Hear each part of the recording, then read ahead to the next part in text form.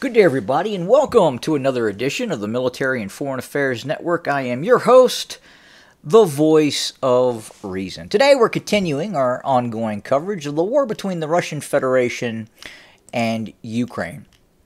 Now, today, the big question is, what are the Russians going to go after next, after the seizure of Avdiivka? So right now, it appears the Russians are very much content on moving towards and in the direction of Pokrovsk, the city right here. Now, what would the seizure of this town, and it's a fairly sizable town as well, probably fairly close to the size of Avdiivka, maybe a little bit smaller than Bakhmut. But nonetheless, the seizure of this town would give the Russians the ability to then pivot to the northeast and threaten Kramatorsk from the south. We know that ultimately the Russians at some point are going to make a move for the seizure of Kramatorsk and Sloviansk. We don't believe here at MFAN that this war will end without the Russian seizure of Kramatorsk and Sloviansk, at the very minimum. And I still contend that ultimately one major Russian objective will be Kharkov. Kharkov is a target the Russians want.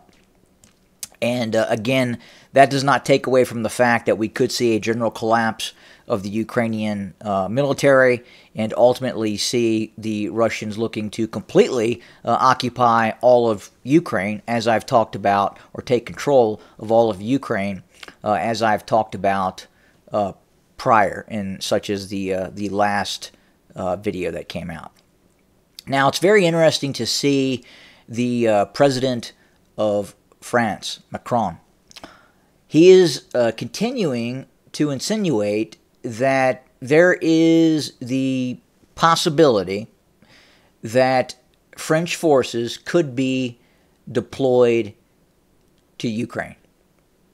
Now, why would the French do that? They're getting a lot of pushback from the Germans, to some extent from the Poles. The U.S. Right now does not have the appetite to inject its forces as of yet.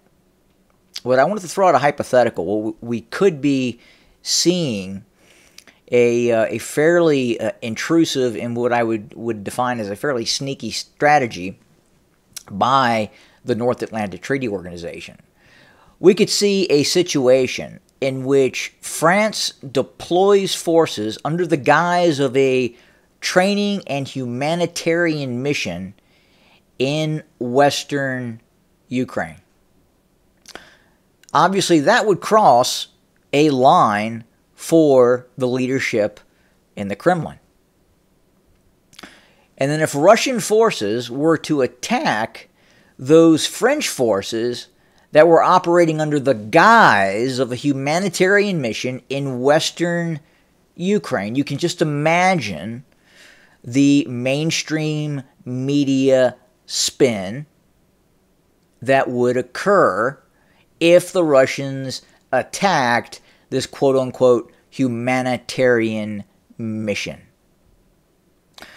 Then you would see the narrative quickly change, at least in terms of the mainstream media continuing to support Joseph Biden's assertion that he has no intent of deploying U.S. forces to Ukraine. If this quote-unquote humanitarian mission ran by the French is attacked, now the question, is it a humanitarian mission? Probably not. A train and support mission, probably operating weapon systems, long-range weapon systems against Russian forces.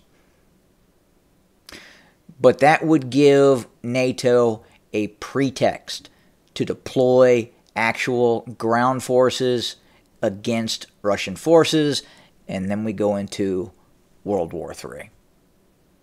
have to watch this stuff very closely. This is the game that is being played. Remember, at the start of this conflict, there was no discussion about providing the Ukrainians with HIMARS, with F-16s, with M1 main battle tanks, Bradley armored fighting vehicles. That was not in the cards. It's changed. Now, to say in a year from now that NATO forces will not be actively engaging Russian forces in Ukraine, you can't say that. You can't say that that's not going to happen. Because right now, if you listen to what Macron is saying and what is happening, it's heading that way. They are setting up the field right now for an infusion of some sort of French force, maybe under the guise of a humanitarian force, but nonetheless, it is placing French forces at risk of Russian attack.